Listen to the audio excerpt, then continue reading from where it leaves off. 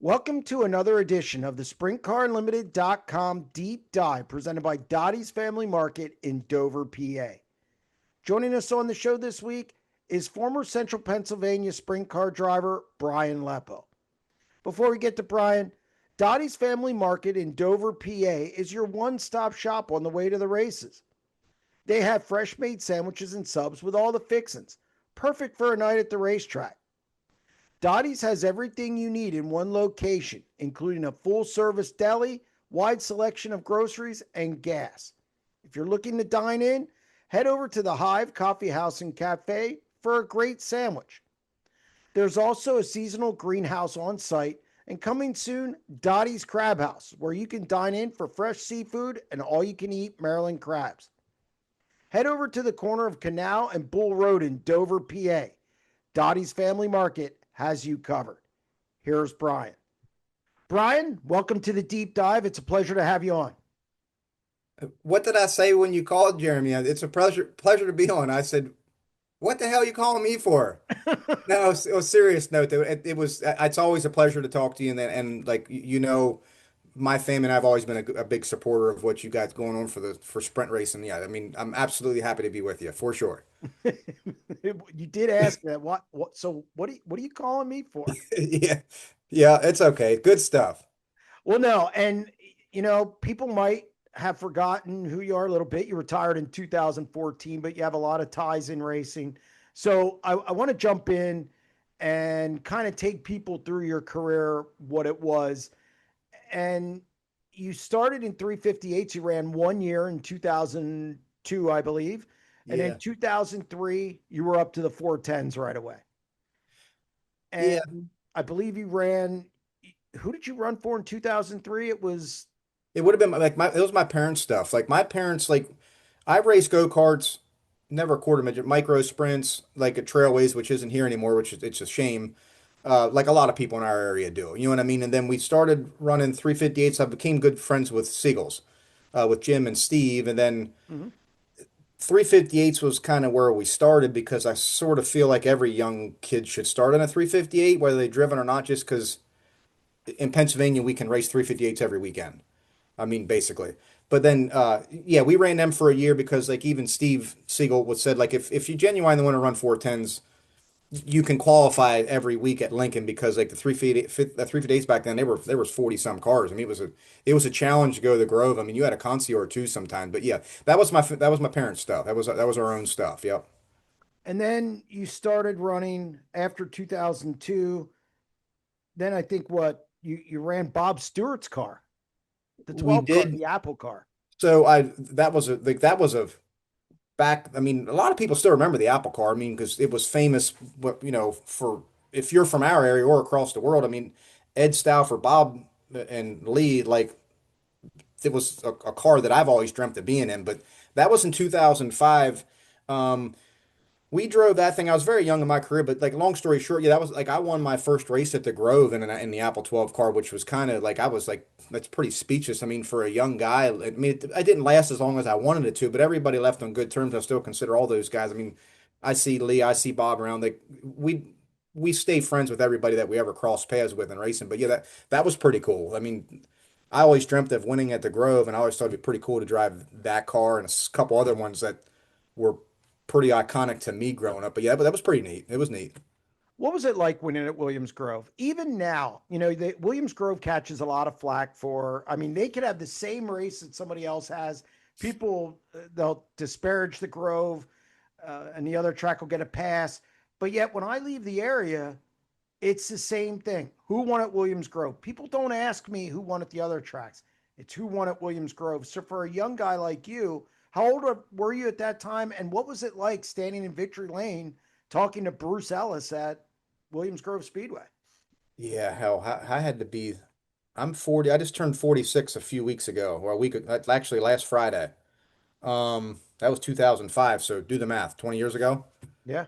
Like I was like not a like teenager young, but young enough that, yeah, I don't know. Like I was always people laughed at me because I always got emotional. I got overwhelmed with joy. But I mean, like like, and Bruce Ellis was the guy. Like I haven't talked to Bruce Ellis in forever. I don't. I mean, hopefully he's still doing well. I don't. I mean, I'm not sure what Oh no, goes. I talked to him today actually. Okay, good deal. When you tell him like that we said hi, but that was cool. I mean, like Bruce's voice interviewing you, like and back then, I know there still is crowds at dirt tracks. It just, and I hate saying it because I don't own a track or promote a track, but some races it's just not as full as others because we have I mean, we do have a chance to watch it on TV and the internet now, but the crowd was there, like it was full, and my mother used to sell shirts out the ass. Like we had a good fan base, but like there was people cheering for us. I don't even know who they were, but like to be on the front stretch of the Grove, and if I were 10 years ago, like still like trying to race, and like I guarantee you, like you interview that who just won there, Lance, like he won a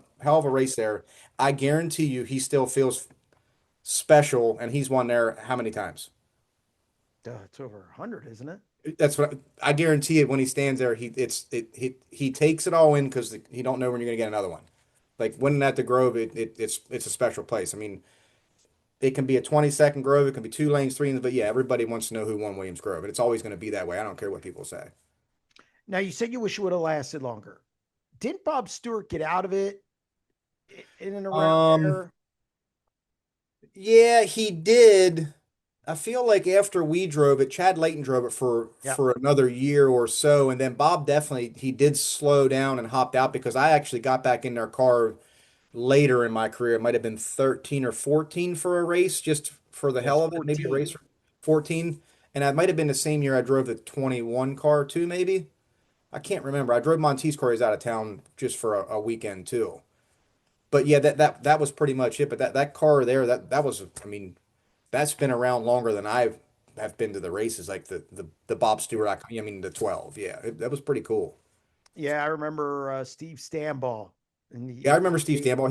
He was my parents' plumber, like back in the day. Like that's how I knew Steve Stanball. And I was like, holy shit, you're a race car driver. Like then he was our race car driver was a plumber. Like our plumber's race car driver. I mean, like yeah, it was that was pretty cool. And Steve Stanball, like he's one of those guys that gave it all his effort, ran a business, and when he was done, he was done. Like he's still around, but like he yeah. did not come to the races. Like I think when he was at that Legends race, he said that was like one of the first races he was at in forever. He just like and that's the easiest thing to do is when you walk away, you kind of can't go back for a little bit. Because if you're going to be there, you might as well be there.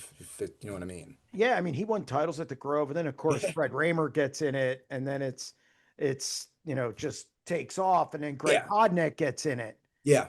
And so Yeah. you sat in a seat that Fred Raymer made, I think he definitely took that car to another level. And also Yeah. then Greg Hodnett, I mean, he'd Yep. run races at Eldora in that car. So Yeah. when you took that over, I mean, you were in your mid 20s, and it had to be some pressure on you.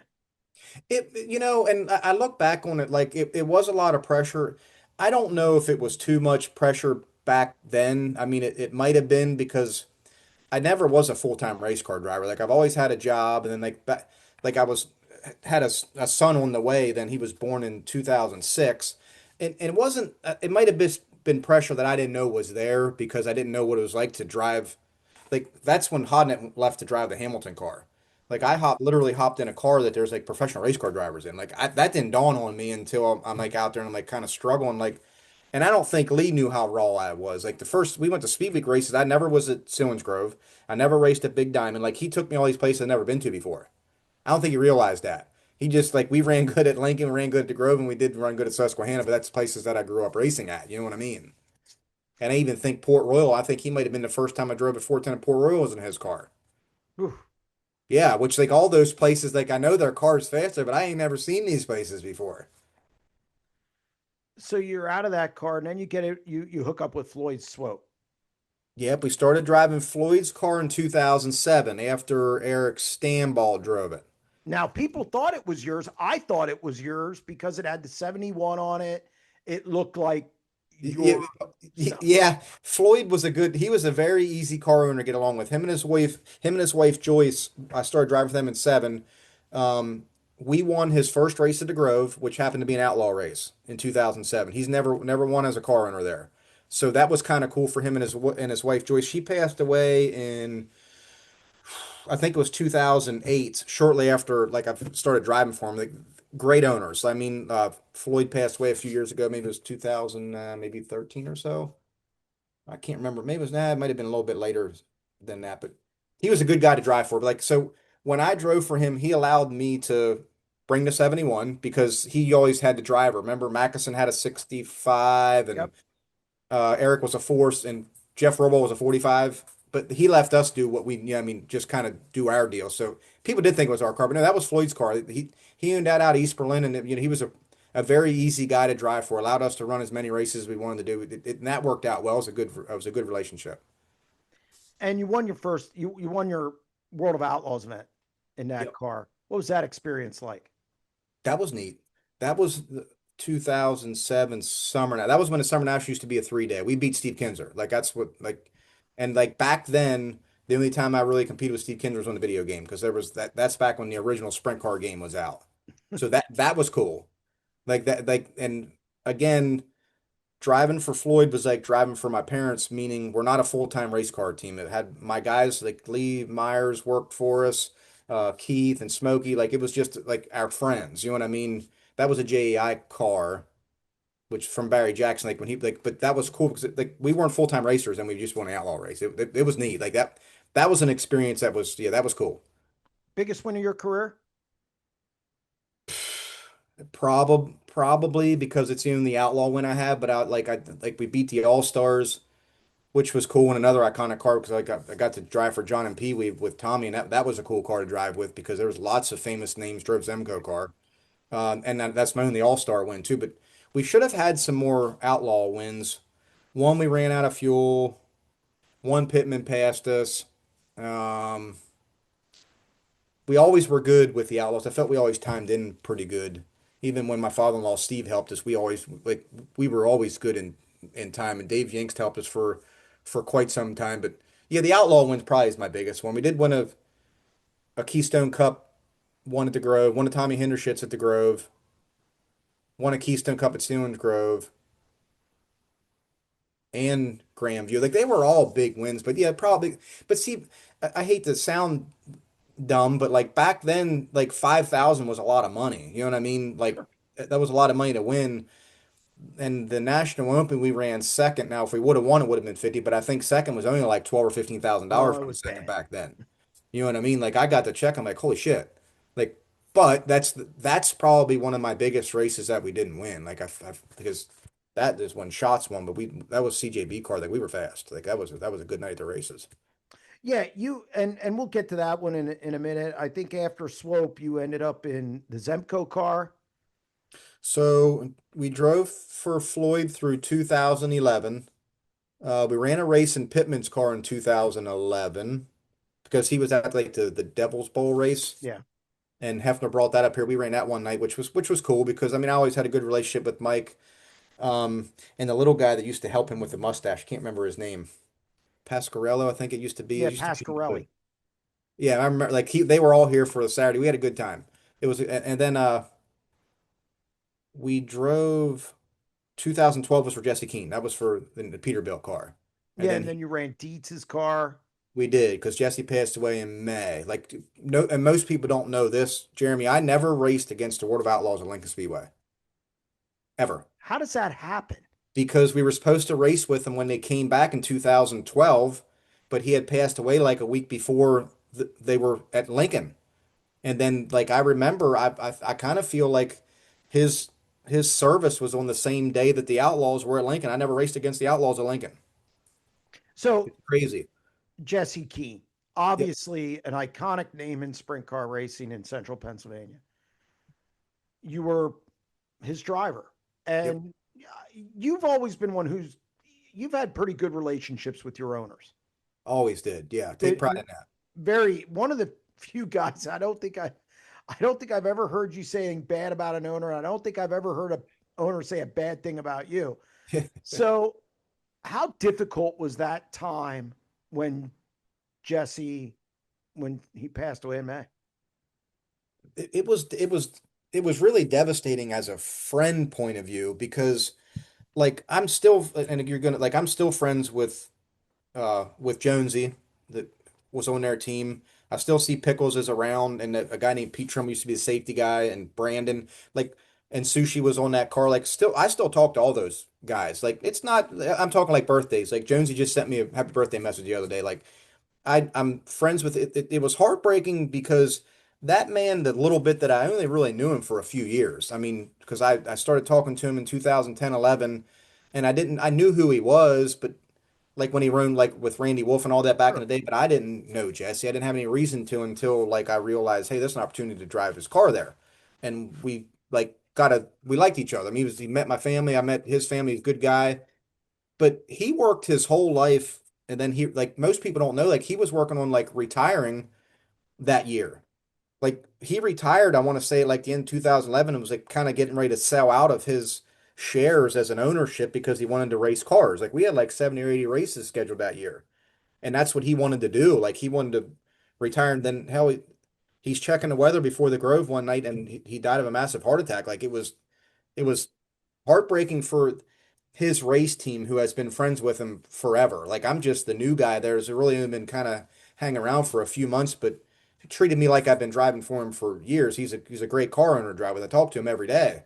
But yeah, that was like took the wind out of your sail. Like I remember the Friday night, like we were there. It was a time trial show. I remember it, like specifically remember it. And then I think Pete Trimble, he was the safety guy for Keane, came in and said that Jesse had passed away, and it got dark, like really dark at the races, like rain out dark. We ran hot laps, time trial, terrible, and it poured down rain. The races were canceled. Like he was not going to have that race be raced. That was it. Like the word spread that we lost Jesse. The races are canceled. We leave, and then that was it.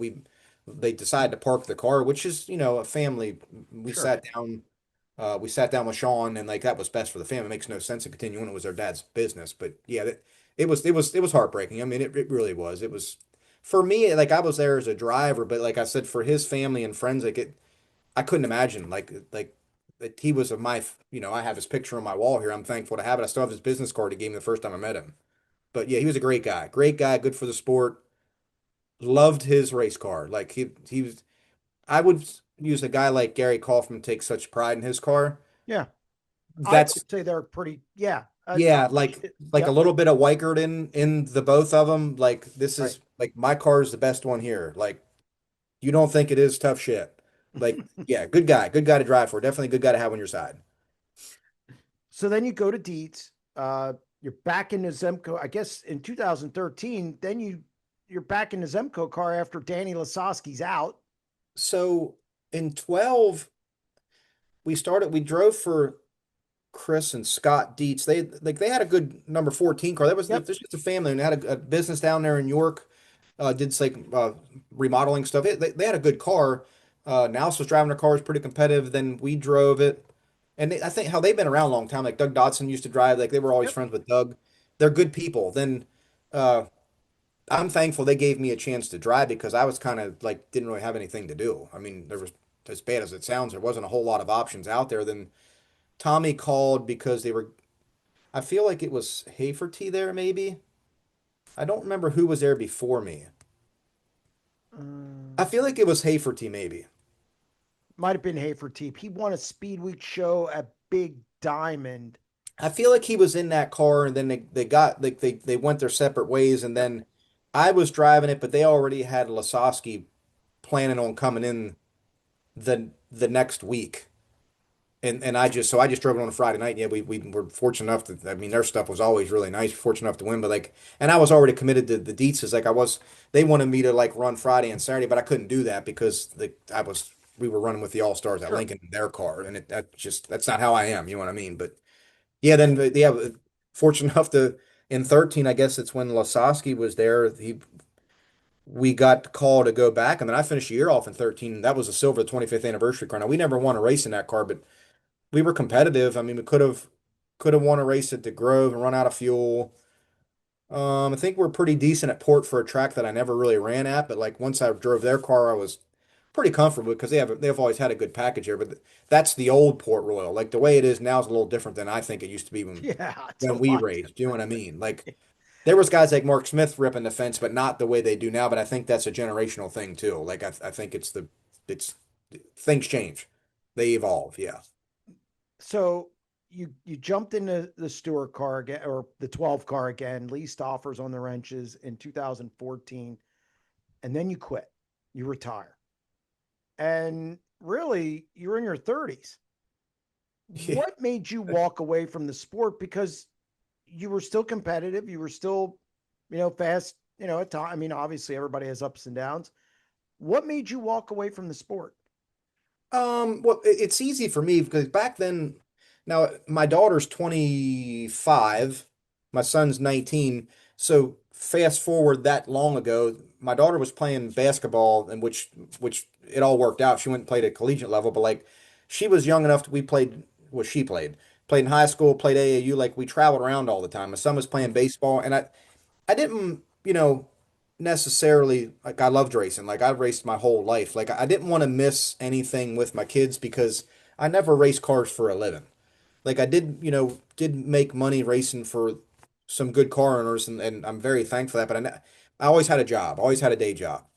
And I don't know, like it's easy, like but I walked away so I could spend more time with my family because I know in order to be the best at this racing thing, and young guys are learning it even to this day, it's always been this way. To find somebody like my father-in-law and my brother-in-law, like it's few and far between. Like there is drivers out there who dedicate their lives to racing, but like if you want to be the best, like you have to it has to be what you do every day of the week. And I always did. I had that fire like my whole career, and that's what happened. Like so, I drove that car that one night at Lincoln, and I didn't feel that. I didn't feel it when I got there. I didn't feel it when I left there, and like I didn't even tell my wife that I was gonna like not race until I told her, hey, I just told Lee I'm done. Like I don't want to race anymore. He's like, what do you mean? I said, well, it's. I didn't have to ask anybody to think about it. My mind was made up because I didn't have that feeling walking in or out of the place like I did since I've been 10 years old. And then I'm not saying that feeling didn't come back a couple times over the years, but I'm smart enough to realize that I didn't lose anything there, like to go out and try to chase my dream. I mean, I we're having this interview, like so I had a good career. You know what I mean? Like I have lots of good memories. I'm very fortunate I never got hurt. I'm very thankful for our relationships I have, like yourself. And you mentioned like corners. I take pride in all that stuff. Like I feel I can go to the races and it takes me a half hour to get from one end to the other if I choose to do it that way. But I enjoy talking to drivers, owners, like crew guys. Yeah, I mean that's how that went down. I mean it was simple. I mean I didn't have that fire when I left Lincoln that night. So it was one of those uh the Casey Kane races. That's what the race was. I forget what they call it. Uh, they don't do them anymore, Dirt obviously. Classic. Oh, the dirt. It Yes, was a yes. Dirt Classic. That's what it was. Yeah, that's the race I ran. How difficult? Did you go back to the races? Did it take you time to go I back? didn't go back. I didn't go back for a while. I Yeah, didn't go back like I'm talking probably a year or two. Like seriously, and I don't do you we live right in New Oxford. I don't know if you know where I live at. Like yeah. literally 5 minutes without traffic to Lincoln. I didn't go at all. Like my kids used to want me to go. I was like, I'm not going there. Like if I go there, I'm gonna call back somebody that I'm gonna find a car to drive. Like if I'm going down there, I'm racing. Like I'm not going down there and sitting in the stands. And then I did go to a few. It took me a while before I actually went back, but then once my son started taking more of a liking to it, like we had him run quarter midgets, but like he was a good race car driver. I feel like it could have became like a good race car driver because we had the assets here. I mean, my father-in-law, myself, like we could have got ahead of the game. You know what I mean? But he never had that like the love for the driving part of it, but he always enjoyed the races. So once we got back into I go to the races more now than I ever did, just because I see you there all the time. yeah, I go way more than I used to, but it took a while to get back there because like I said, I just wasn't interested in going back. You know what I mean? I did go back and hang out with Siegel a couple times because we've been friends for you know what I mean, for a long time, and I like seeing his son go through the motions and get become a better driver because these young kids like I never was that young and had a chance. Like Jude's going to be good because he's young. You know what I Right. mean? Yeah, it took me a while to get back there because if I'm going back, I'm going to drive something, right? So first off, what do you do for a living? I know you kept we've referenced your job numerous times. Yep. What do you do for a living? Right now, I'm fortunate enough to work for Jeff Walker at York Excavating. He's a proud Uh, sponsor of Danny Dietrich, like a proud yes, sponsor. that's Yep, fantastic. he loves Danny, and Danny does a good job for him. And I said that's one of the best cars to be on. Like you're going to get good publicity, and you're going to get people talking bad, and Danny's going to get cheers and going to get boos. He's the best one. So, but I fly a drone for him down there at York, and that's what I've been doing for the last 6 years. Like we use it for topography. It's a site contractor. Yeah, It's yep, a yep. full excavating company. Yep. What did you do before that? When I raced, I worked at a place called CJ Miller, and I did machine control, like GPS, like that move dirt with GPS bulldozers and Right. graders. And then I got into the drones at my last job, and that's what I've been doing for the last 7 years.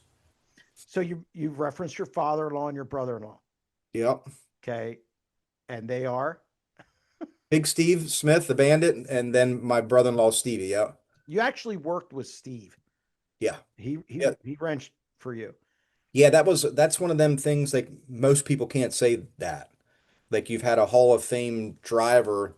I mean, the Ramers can, but I mean, like, there's not many people who can say that like a national sprint car Hall of Fame driver. Well, he's won 150 races at one track. Like, yeah, he was our guy. He started in 2009. Now, where we live at, my wife and I bought my brother-in-law's shop house that he built when he worked for Al Hamilton. Yes. So we live here, and then my father-in-law literally lives across the driveway. My mother-in-law still lives there. But yeah, like we raced out of here and Steve would come down here. His shock dyno was across the parking lot. Like we call it the Smith compound because that's like where Stevie raced Ingersoll car out of the shop here. Right. So like it's like, yeah, it's like I have a lot of pride in like the pair of them. Yeah, it's like I said, it's something that people can't really, you can't say that they had that chance. Like, yeah, we were successful. We won some races together in 2011. He started in 2009 and worked for me until we started driving for Jesse. It was a great experience. I mean, very fortunate for sure. The knowledge those two have, and we see it with Stevie now. Stevie's obviously living in Oklahoma. Yep. He has Smith Titanium, which is used by so many guys winning races across the country. And I've interviewed Stevie, I don't know how many times, Yep. especially when he was in the 51. Yep. Yep. But I interviewed Stevie a lot, and he's difficult to interview because he doesn't tell you anything. You don't know if he's even listening to you. Yeah. Yeah. But boy, is he smart when it comes to sprint cars. Yeah. Take me through that dynamic. Help me So understand Stevie Smith. I think, and I think Stevie, the older he gets, is becoming more like his dad, and Nikki would vouch for that. His wife is Jim Siegel's sister, Yes. which most people know, but I mean, she would vouch for that. But like when my wife and my mother-in-law, when we talk to Stevie now, like he sounds more like his dad. Um, but I think it's easy to sum up with those two. They raced for themselves. Like they raced because they wanted to win every race. Like they wanted to design their stuff, they wanted to build their stuff, they wanted to prove their stuff, and they wanted to win. And they didn't do that for anybody else but themselves. Like that's so when people want to interview them, they don't understand why people want to interview them. Like Big Steve never understood, like, well, he ain't worried about me. Like he didn't like Yep. all those wins he had. That's what he was going to the races to do. He didn't understand why people wanted to. He did, but like in his mind, like he loved his fans. They had a fan club and all that. And same with Stevie, but they don't understand what everybody wants. Like I'm just coming here to do my job. I'm coming here to be the best that I can. Like It's that. awkward I almost. think that's why It's awkward almost. they're very humble. Yeah, like yeah. They just and I think Stevie's the same way. Like same with him producing them parts. Like if people want to give him all these accolades while he builds all these good parts, so he's like, well, that's what I'm supposed to do. Like I'm supposed to build the best stuff. Like I mean, they appreciate the compliment, but that's what they're supposed to do. We're supposed to come here and win races. We're supposed to come here and build the best parts.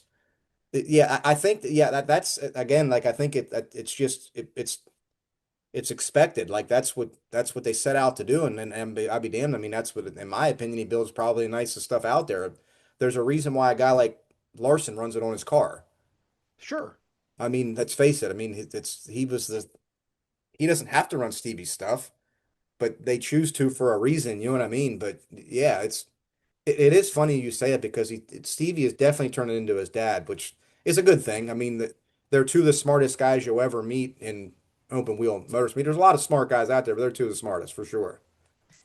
And I interviewed Tanner Thorson last week. Yep. Now, Tanner, I know you were helping Tanner when he came in here. Yeah, that's where Lawton started at. Yep. Yep. Yep. And we'll get to your son in a minute Yep. because he's on the road with Yep. Jason Myers Racing. So Yep. you're kind of helping Tanner out. And now Tanner's with Rod Gross Motorsports. Last year, obviously, people don't even know who Rod Gross is. Yeah. And Funny. even though he's related to John Trone, Yep. and they struggled last year, but I'll tell you what, last couple weeks, He's the really good. fastest car in the country, one of them. He's looked really good against Yeah. stiff competition. Tanner, you worked with him. He's brash. He's very matter of fact. Now he's getting, which I'll get to in a minute, is helping from Stevie. But what Tanner Thorson? Tell me about him. What is your experience with Tanner? What do you see in Tanner that maybe you can compare to guys you raced with?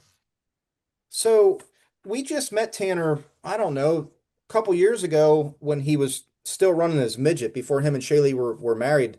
He came here and stayed with his midget. And when you say help him, I mean, yeah, like I helped him when they're in the area just because Yep. That's who Lawton helped. That was his first job. Well, Kyle Reinhardt gave Lawton his first chance on a sprint car 3 years ago. And then Lawton went out on the road and finished a year with Tanner after he graduated last year. But he's so smart. Like I hear he can work on a car. he's very, very, very smart. And like I think that's like why the relationship with Stevie, like helping him from afar, like over the phone, works because Stevie knows that Tanner already knows what they can relate to each other. Like most people thought he was gonna like make a huge mistake by going to like a coilover car. I didn't know if he was. I mean, I thought like that's kind of crazy, but he ran coils his whole life. Like he understands coils the way a guy like I don't know, like Ricky Warner would be comfortable with torsion bars. Like Tanner is comfortable running springs. Like that. Well, That's Sammy Swindell ran them too. yeah, yeah, and that's like what all the Ingersoll cars were. But yeah, it's good to see him succeeding now because I know like last year was a huge struggle. Like Rod and Nancy, they're good people. Rod used to race back in the day. I feel like Rod might have drove the 461 for a quick minute back in the 70s. I You have to. remember Rod Gross, but I didn't know if it was the same Rod Oh, Gross. it's the same Rod Gross. Yeah, he laughs. Like, yeah, if you ever see him and have a chance to talk to him, oh, yeah, it's the same Rod Gross who used to race back in the 70s, I guess, right? Would that be about Yeah, that time? it's back. It's back. And yeah, so that's he's married to John Trone's sister. Like Rod's been around racing his whole life. He just moved to Florida and was away from it. So when he came back, it is a new name because he's never been. It's a brand new race team. But to see them like succeed, I don't think I don't think they're done yet. I mean, I think they're just Right. getting started. They just had to get over that hump of a new race team. But there's not many guys that can do what Tanner does. He works on his own car, whether you like him or not. I mean, he drives hard. Like he drives hard all 30 laps he's out there. Like sometimes he probably talks too much, but that's I Tanner. like Like it because no, it's but I mean like that's Tanner, and it's he's not going to stop the way he is. I mean, he's a very motivated individual. Let's put it that way. He's a very hardworking, motivated individual. well, Stevie wasn't really helping him a lot. And Tanner told me last week, all of a sudden with this car, Stevie got interested. It's almost like, I don't know. He said he got excited about this particular car and running the coilover It and brought back memories to him and his dad's racing career. I mean, it's simple. You know what I mean? and I'm assuming when Stevie gets involved, I mean, it better be done right. And Yeah, there's a yeah, demand there. yeah. I know when they were like designing, it's a Maxim car, but it's like they designed like pickup points with everything's new. The rear arms, the way they connect to the bird cages, like that all has to be thought out. Well, Stevie was interested because that's what him and his dad like. That's what made their career together when Steve decided to retire and work on sprint cars.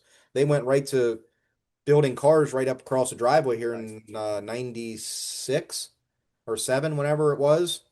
I feel like Steve won his last race in '96, and they started building cars right away.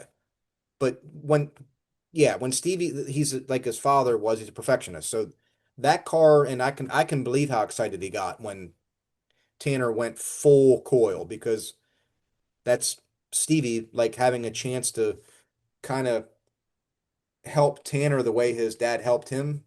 Right. If that makes sense, and I think that yeah, I think they have a good. He's one of the fastest cars in the country right now, hands down. He definitely is. So I got to ask you, your car's had a skunk on it. What the hell was with the skunk? Well, we lived in Spring Grove, which always stunk. My uncle a long time ago like drew that Pepe Le Pew, the old cartoon, Yeah, and yeah, Pepe Le Pew Leppo. It just kind of stuck, and then like it goes back to the Apple car was known for the apple right. and the red rocket. Like the it wasn't really my nickname, but once you put it on something, like I've seen people with skunk tattoos, which is insane. But like we would sell thong underwear with skunks on. We would sell hats with just a skunk on. I've seen skunk decals forever when we were racing. My mom did a good job selling stuff, but the skunk kind of stuck and people liked it. So it's one of them things. Why would you take it off, right? I will every time your car rolled out, I saw the skunk. And Yeah, I never asked you where that came from. I yeah, thought you probably care. I didn't understand it. yeah, But yeah. It's but funny. Jay Kraut, you know Jay Kraut? He no. used to build Lee chassis. He fixes a lot of race cars. He used to help Chad Trout. Uh, he actually bought a stuffed skunk at a yard sale one time, and I had it out here in my refrigerator for years. Like he said, when I saw it at a yard sale, like who sells a stuffed skunk? Well, we bought it. Like he had to have it. We had that out here for a long time. It's funny. It is funny. So your son, he's 19, Lawton. He's on the road. He started with Or he got his first gig with Reinhardt. Yep. Moved up, worked with Tanner last year. Now he's with Jason Myers Racing, Spencer Baston. Was there any? I mean, look, this sport, as much as you love it, there's some dark side to it, so to speak. There's pitfalls. Were you leery of him getting into this game? Because let's face it, you're not guaranteed a job, year to year. Yeah. And so it was easy, like easier for my wife and I to like support him wanting to try it. Like I will say try it because she's raised around racing. She's been with Steve since she was, I don't know, 3, 4, 5 years old. So like she's raised around racing first, family events second. Like that's just that's the way it is. Like that's the way it's always been her whole life with Big Steve and Stevie. Like you race first and then we'll hang out on Sundays if Susquehanna's not racing. Do you know what I Right. mean?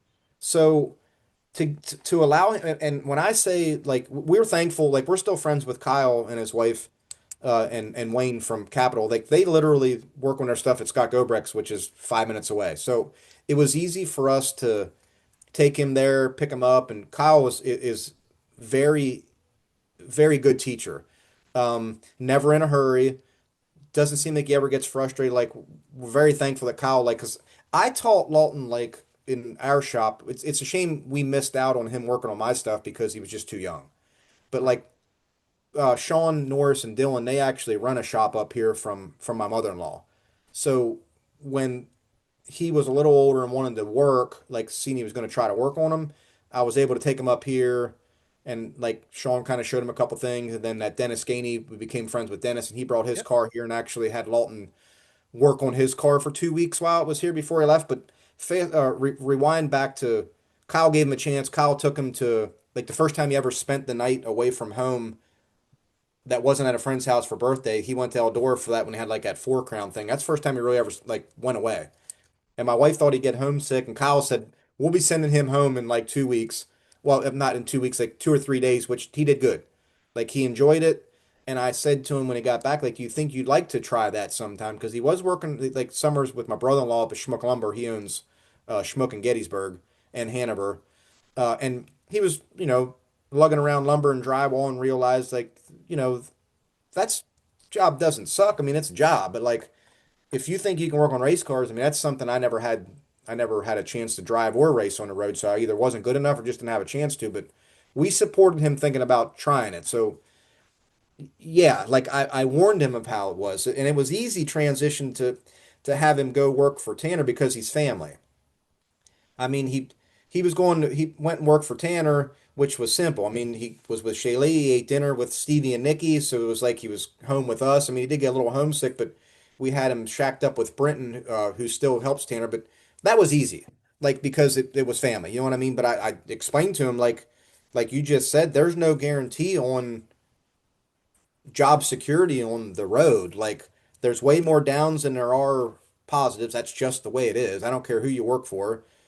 You can get paid well, but when you look at your hourly rate, you get paid shit. Like that's just like that's the way it is. Like your hourly rate is not what you want to like. Barry Jackson Clemens, I talked to them years ago about like you don't want to know your hourly rate working on a sprint car on the road because you work too long. But that's not what you're there for. You're doing it because you love it. Like you love working on race cars. But I told him, I said, if things don't work, you'll still find work on the road. It's just situations might peak and valley. You know what I mean? You, Right. you might find one that you're going to want to stick it out for some years. You might find one that like you're not burning bridges along the way because like you just said at the beginning of this interview, Jeremy, like I don't feel I ever burn a single bridge my whole career. And I ensued that or the word and like taught him, my wife and I explained to him that's how you want to be. Like you want to be able to have relationships you start in racing that they're going to last whether you race or not. So yeah, it's an experience. Like this year for them, he's working with Shane. It's a noisy they call him, which he's not noisy. He's from this area, but No, he is the most quiet yeah, guy. he is. I've known him for years, but HP is I call him like their team manager. That's Jason's right hand man. Like he kind of runs the BC car. But that's who Lawton stays with out there in California. And Jason, he's a great boss. I mean, he's a two-time outlaw champion. I told Lawton, I said that that opportunity, it's tough to pass. I mean, just Right. for working for a businessman, a family man like Jason, it's kind of hard.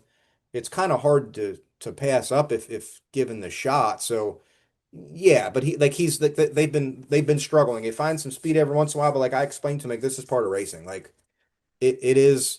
There's long nights, there's happy nights, there's nights when you kind of have your tail between your legs, but you like everybody's working together for the same goal. All 40 of you guys at that racetrack last night thought they were going there to win. And if you didn't think you're going there to win, you might as well stay the hell home. But yeah, he's out there. We're excited for him. Uh, they came. The nice part is like when they come to our area, Jeremy, Right. they come work out of our shop because we don't have race cars anymore. So it's great to have him here. Then him and his guys can stay here, laundry here, run the gas out of my wife's car. Yeah, I mean, and we call it a day. We get the chance to see him that sleep in his own bed, and we like having the guys around here. Like we did the same thing with Tanner and his boys last year. It's fun because then you said about me kind of helping out. Like when I go to the races when they're here, I scrape mud. I'll put the air filters on. I'll help them. Like I enjoy that stuff. My wife doesn't enjoy it as much. She's like, "What do I come here for?" Well, it's how we get a chance to see him in action, like working. So it's a good time. Like I love it for him. Like I do.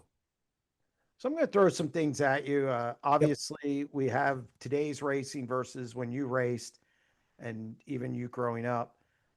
Difference between drivers today and when you raced. What's the biggest thing you see? Well, I feel like drivers, I don't care what the lap times say. Like I know these guys can't break track records because they weigh more, Right. but they're faster. Like the motors are, the engines definitely run better than they did when we raced. They have to. I think the tires are shittier than they used to be, but I think these kids now just have, I think they have big balls. I mean, like I'm not saying we didn't, but I go back to like I watched Macri, I watched Chase. And I mean, and even like that Cam Smith, like we're friends with Cameron because he graduated with, well, didn't go to the same school, but him and Lawton used to power around quarter minutes together. Like he's a young kid. And I look at like Jude is 15 on, it was 16, but, and Corey Hawes' kids trying to get into it too. These are young boys that have a ways to go. Like they got like some learning to do, but they'll get there. But like that Cameron, he works part-time for his uncle Tim, but Macri, Chase, like that's their full-time job. Like they're in their 20s. I don't even know how old Chase is anymore, but like he's still a young kid. Like these kids race hard. They race so hard. And I don't think back then, I don't want to say we didn't race that hard, but I don't think I raced that hard because like I either just got off work or like I did race hard, like I was fully committed, but it's a different commitment level now. And I think it shows. I think these guys like they don't take any laps off. And I think if you see a guy take a corner lap off, like even I'll give the Troy Walgman because he runs like Hefner's car, like he has a full-time job and he does a pretty good job. Like he's the would be the exception to the full-time guys. Like them other two guys, like they're ripping the fence down like it's their life depends on it. Well, their livelihood does depend on it.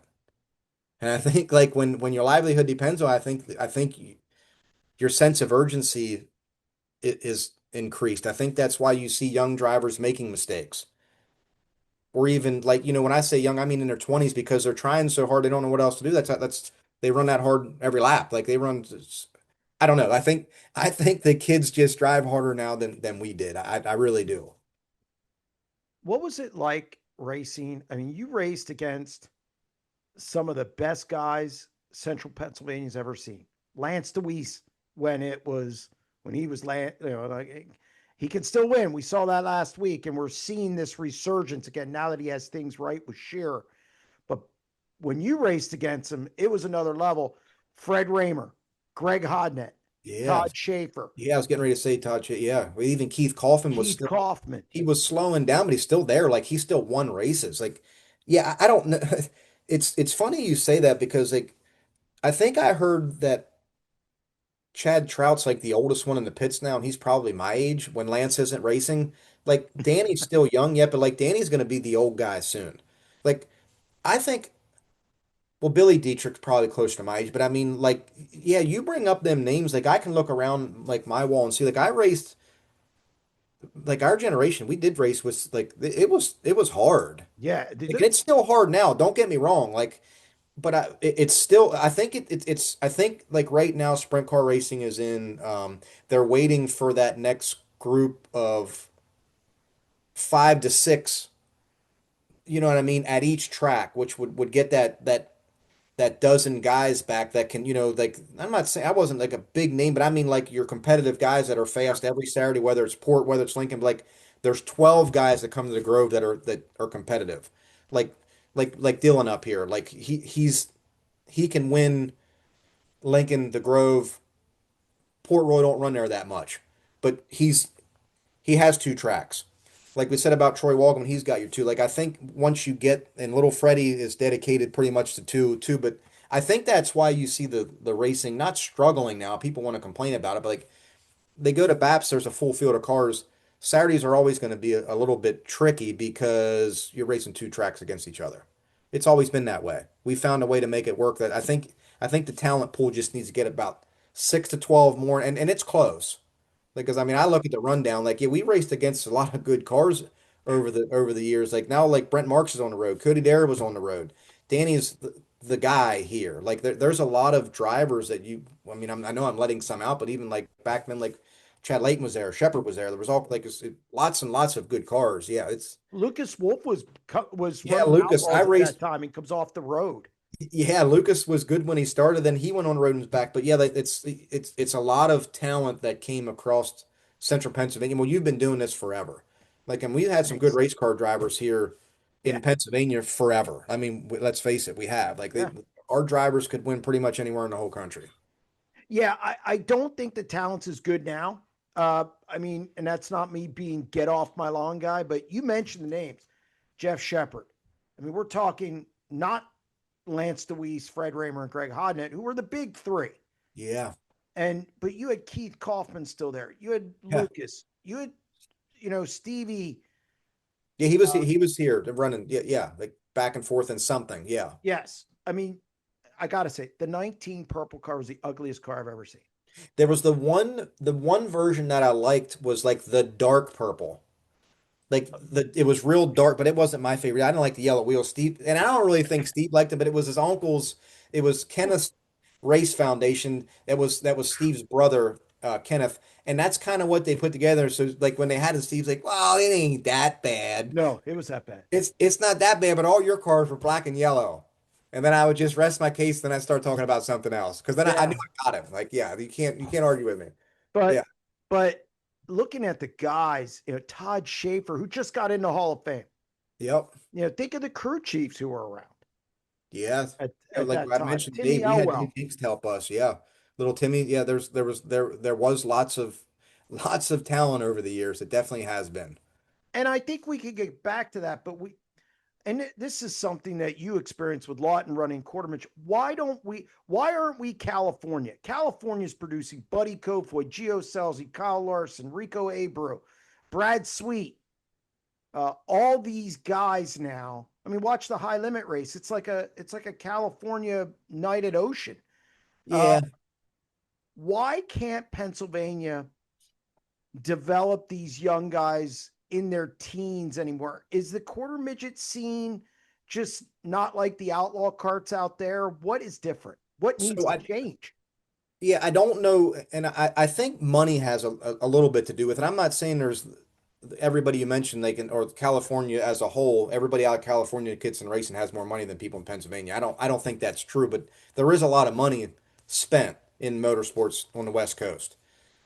I do think the outlaw carts, not knowing much about them, but they're pretty much balls out. Like I talked to Tanner a little bit about them, and I have watched them. Like I can't believe those guys raced them as kids. Like even at Tanner Holmes runs, I'm like, them things look like they're really, really, really hard on you.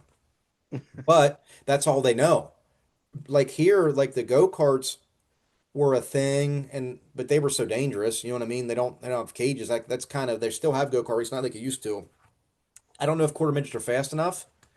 Maybe the quarter midgets don't carry enough speed like the outlaw carts do, but yeah, I don't know. I don't have a solid answer for that. Like I said, I think there's a little bit more money to play with on the West Coast when it comes to it, but that's no excuse. You know what I mean? Like I don't know. It's the quarter midgets is fine. I don't think they carry enough speed as opposed to like the outlaw cars. Them things are fast. Oh, they're missiles. Yeah, they're fast. I mean, I haven't been to the new racetrack at Baps Outback that Right. Dicey has to do with. I haven't been there to see how that racing is on a. I don't know when they even race Friday nights maybe. Yes. I haven't Friday I nights. haven't been back there to see what like is it a fast place? Is it racy? Is it follow leader? I haven't even made it up there to even watch any of them, so I'm not exactly sure. You mentioned crowds earlier. Now you go to you obviously when you raced, you were there, and now you go a lot. And I talk about this a lot. In your opinion, where's sprint car racing now? I know I hear, oh, it's the biggest it ever was. But if you look in the stands, that's not the case. And it's a slippery slope. I think personally, there's too many races. There's no supply. I mean, the demand is shot. And I think I did a stat coming into the year. It's like 39 races where it's 8,000 or more to win. I bet you wanted to race now when Yeah. there's so much money on the line. Where do we land here, especially in central Pennsylvania, a place that, I mean, has so much racing? Yeah, I never see I don't know. See, we always complained that racing doesn't pay enough. Like even because when we raced, we raced every Thursday, Friday, and Saturday Correct. for a few years because Susquehanna, and then that worked, but I don't even remember. We probably only raced for $4,000 back then. I'm Yep. just guessing. And like Yep. Susquehanna would give I think the car owner and the driver would get in for free, which was kind of cool back in the day. Um, I don't know. Like it's funny you brought up the purses. We always complain about how much money the races pay, but 4 years ago, Steve's race paid $19,000, Yes. 19,119, and we as a family worked pretty hard to get that purse up high. Yeah, I mean with Lincoln, you know, paying their side, we worked hard. The second year, and that was a lot of cars there, but that was the first and the only one. Then we did decide to do it the following year, but not like the first year. It paid 10,000 to win every year since then, and there's not a lot of cars come to it because there's something else going on somewhere. Like you said it, I feel like if the racetracks maybe tried to work better together a little bit to like promote them, you can't make every race an event. Like a memorial. I mean, or like a Right. tribute race like we use for Steve. Like you can't do that because everybody wants to come to them events. I mean, like you have them circled, you want to win that event, but if the other race pays, $1,500 more, $1,000 more, $2,000 more, the good teams are going to go chase the money because they want to win $2,000 more. I don't know, like it, and the crowds like I went to like couple of the races and the stands were packed, like they were packed at the Port Royal race, but it was going to be that was a 75,000 to win race. Right. Like people come in there and camp out all weekend. They have like things for the kids and this, that, and the other thing. It's going to be fine. But I've been to Lincoln when the crowd was good. You know what I mean? Like I've been there this year and it was not that full, but the weather was funky. The weather sucks. It Now, does. and I watched the Grove race last Friday. It looked like it was an okay crowd, but not the crowd I'm used to for an all-star race. No. Although then I go back to the all-stars are just coming back around again. So you know what I mean? Yep. I don't know. I think racing will be fine. I feel that I feel they need to work harder together just right now. Right. Like I do. And Right. like Baps is starting to put on some good 410 racing. So like it seems like the weekend's A race, one of the tracks canceled this past weekend because of the weather. So they've been getting the benefit of having them there, but they've been putting on good races too. All the promoters are like trying to do the best job they can, and I think they are all doing a good job at it. I think it's a challenge for all of them. I do. Like I don't got to sit here and say one's doing a better job than the other one. I mean, I'm friends with everybody involved. I mean, I want to see all the places go. Like I like what Justin does at the Grove. I like what Jerry and them do at Lincoln because it's Lincoln. My wife's grandfather built the place. I mean, we love Lincoln. And same with Susquehanna at Scott's place with Colton. I mean, yeah, it's great. And everybody knows that Port like they work their ass off up there. I mean, they have been. I mean, I give them compliments. I never even like racing there, but like the Newport rule isn't what it used to be. I mean, that place is gorgeous. But yeah, I don't know. I think if and you said it, there's so many races to choose from. I don't know how you unsaturate the market with racing. I don't know. You can't just take races away. I don't know how you do that. I I don't. just What's that? totally shows obsolete. It's unfortunate Yeah. because the what happens to the little team then? We don't know. We don't have that answer. But Mhm. um last thing, well, two things. High limit outlaws. You've won outlaw races. So I mean there's some partiality there. Your son works on a high limit team. I think both series can survive, Yeah. but you've also lived through you saw the NST Outlaws thing from afar. Where do Yeah. you come out on the high limit World of Outlaws thing? So, and it's funny you say that because someone you hear it every once in a while, like people want to like complain about, and I'm going to go to high limit first. Like they want to like kind of talk bad and give Brad and Kyle a bunch of shit because they promote this event, this racing series, and they have all this pays all this money, yet they're there racing with it to try to win it. See, I don't think of it that way. Like I don't think of it that way. I think it from a driver's point of view, like, yeah, they're doing a hell of a job promoting this series to make all this money. Like, it's great. You can't blame them for wanting to race in it. Like, that's their job. Like, it's what they do for a living. And I mean, to be quite honest with you, you should be thankful. A guy like Kyle even wants to come race sprint cars because he's not bringing the fan base there, but there's fans there to see Kyle. I mean, not everybody in the stands isn't there, and there's people there to see other drivers that are in high limit. But I, and I'm not gonna pick sides because like I watched the outlaw races and Brad won, so did Rico. But then I watched the high limit race and Buddy like ran 40 laps and he looked pretty damn good, and he's an outlaw driver. I don't You think he know made what a I mean? mistake. Like I feel that they both are they're both great. I mean, the World of Outlaws is a World of Outlaws. The high limit's going to have a little bit harder struggle because they they're new. They're going to have to like weather the storm and make it to like these charter things like they have listed like a 5 year window they whatever they advertise at the beginning of the year. They'll get there 5 years and beyond if they choose to and get the support that they need. Well, they'll have that.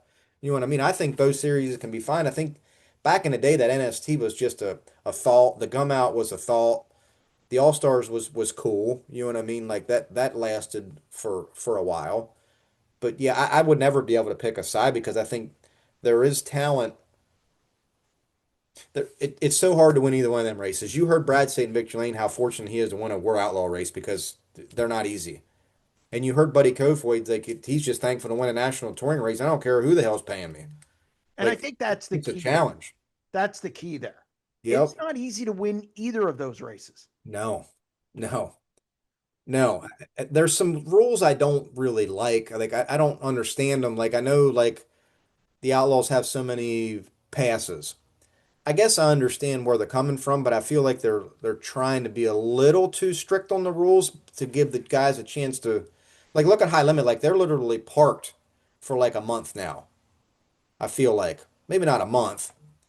Probably about, It might not be a month. you know what though? It's about 3, 4 weeks. Yeah, because they go to Okay, so is it 3 or 4 weeks and then they race for a little bit, then they're done again for like nationals time. Yep, But yep, like they take breaks to give their guys a chance so they don't miss out on big events. right. That's them trying to work their side of it. And I don't know anything about the politics on either side of it. I mean, like, yeah, it's the Outlaws is always going to be the Outlaws. Like that to win an Outlaw championship, yeah, I couldn't even imagine what it's like to win an Outlaw championship. But I think the high limit can get there. Like to win a high limit championship is going to be just as you know, what I mean, as important to someone like I mean, it so happens Brad won the first one, but you can't. I don't think Brad's going to race on a series forever either. I No, think he's but just like three like years, maybe yet. Three. maybe. Yeah, maybe because I think he loves the promoting side of it. I think he loves running the show at the races. I think he likes dealing with controversy. I think he likes dealing with the mediation of it. I think he's a businessman. I think he can do a good job at it. Last thing, I'll let you go. I appreciate you joining the show, No, you're fine. obviously, especially at night like this. Um, you're entrenched in racing. Even getting out of, retiring and getting out of the cockpit, it's been part of your family for God knows how long. Now you're going to the races. Your son's doing it. You're still in contact with Stevie. He's doing his thing at Smith Titanium. What has this sport given to your life in all these capacities? And would you trade it at this point for anything? The passion's still there, or let me rephrase that. I don't like passion so much, but the love of everything around the sport. It seems like you really embrace it. And is it still as prevalent as it was when you were a kid? It is, yeah, it is. Like that's an easy answer. I mean, it absolutely is. If I could take this computer and show you pictures from when I was a kid to my kids in Victor Lane to my daughter who's now a Carroll County sheriff, she's standing on the tire in this one picture would be the Outlaws, like with her hat on backwards, and now she's old enough to protect and serve our community. And like then Arrest yeah, like you. what's that? Arrest you. Well, let's hope not. No, but I mean, like, yeah, like it's like I look at stuff and yeah, around here, I talk to people that don't know anything about racing that I work with, and I'm like bringing my friends up to speed on what sprint car racing is. Like, there's guys I work with, and I'm gonna be honest with you, like they follow you on Twitter, they follow Lincoln Speedway on Twitter, they follow some like guys that go to the races. Like I told them, like high limit, they follow the Outlaws. You need to follow these guys on Twitter because that's what I do, and that's where you'll see it. Like the YouTube. A friend of mine from work, I said you need to go on YouTube and watch the feature from last night. I explained to him who he don't know who Corey Day is. He knows who Kyle Larson is. I said, well, this Corey Day is a NASCAR guy. He's gonna be a NASCAR guy. I said he crashes his car trying to win a race that he don't need to win. But like that like I love racing. Like I could talk to you about racing as long as you want to. Like the contacts I've met in racing, like you, like I mentioned a friend of our dentist. I mentioned like the Seagulls. There's so many people I could go down through and talk, but like I've got lots of friends I met through motorsports, and racing's fine. I just I think it's in a it's not a it's gonna go up or down. It's at an uneasy time of the year right now. I mean, I got to be honest with you. I'm hoping racetracks don't jump to do what they think's right. Someone needs to remind these owners, promoters, how many races have you lost to weather this year? Yeah. Like, I don't know what it's like to own a racetrack, and I don't know what it's like to not make money in your busy season. Like, I mean, that's just like a guy who makes money plowing snow and it doesn't snow. Either that or a farmer. Yeah, a farmer, same. Like, farmer doesn't like it if it don't rain, like it don't like it if it does rain. I couldn't imagine having to make like a livelihood on that. So the weather this year, like I think racetracks just need to get through the summer. Let's just hope we have a busy summer where they can get all the big events in and everybody's happy. Everybody makes some money. You get some fans. Like the fans are going to come back. It's almost Speed Week time. You know what I mean? Like the fans are going to come back. We should have talked about this after Speed Week because I'll be anxious to see how many campers are pulling around to all them racetracks like they do every year. I feel I feel that'll be back. Like I do. I think you're going to see a Speed Week that's good.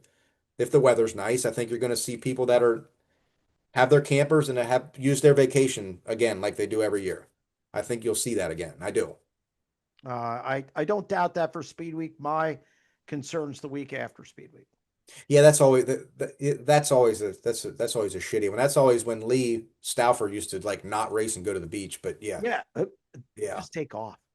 Okay, yeah, take yeah. 2 weeks That's a off. good. See, that is a good point. You could take off the following week because you did just run everybody through. But we used to race Keystone Cup and Speed Week, That was mind you. in May. It used to be May, the Keystone Cup. Yeah, but we ran Oh, I know. 5 or 6 days in May. And we do it again in June, and we didn't care. I know you You know what I didn't. mean? Yeah. I'm well aware.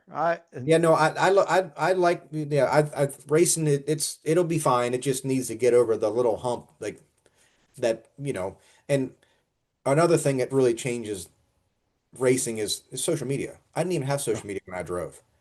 Like when we raced, we didn't have any of it. We had a website, which people don't even advertise a website anymore. We had brianleppo.com, which I think you don't even want to type that in anymore. But I mean, like they didn't even like you go on drivers' websites now, they don't even have them. Like they have their merchandise, Yeah, but and that's the thing that's changed. I mean, social media has changed everything for the better, for the worse, but you take it for what it's worth. You know what I mean? got to use it. Yeah, you 100% have to use it. For sure have to. I agree Danny, with you on that. Danny probably does that the best. Yeah, and there's nothing wrong with that. Yeah, that's perfect. Yeah. Good Well, deal. Brian, thanks again for joining. I know it was kind of late getting to you, but That's fine. I appreciate you taking time to Yep. join us on the show, and it was good talking to you. Absolutely. Always look forward to it. And like I said, I didn't really mean it when you called and said, "What the hell you want to talk to me for?" It's No, no, fine. no. I believe I you take it did. as a compliment. It was a good time. It definitely is. I believe you did mean that because you're a Smith.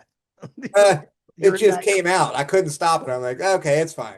It's Yeah, just no, I Jeremy. was. No big deal. It's fine, but again, I appreciate you coming on, and I'll see you at the races real soon. Sounds good. Thank you very much. Thank you. That's going to wrap up another edition of the SprintCarUnlimited.com deep dive presented by Dottie's Family Market in Dover, PA. Thank you very much to Brian Leppo for joining us on the show. A lot of good stuff there. If you like the content on our YouTube channel, don't forget to hit that subscribe button. You can also check out our daily exclusive content at SprintCarUnlimited.com. We'll be back next week with another edition of the Deep Dive.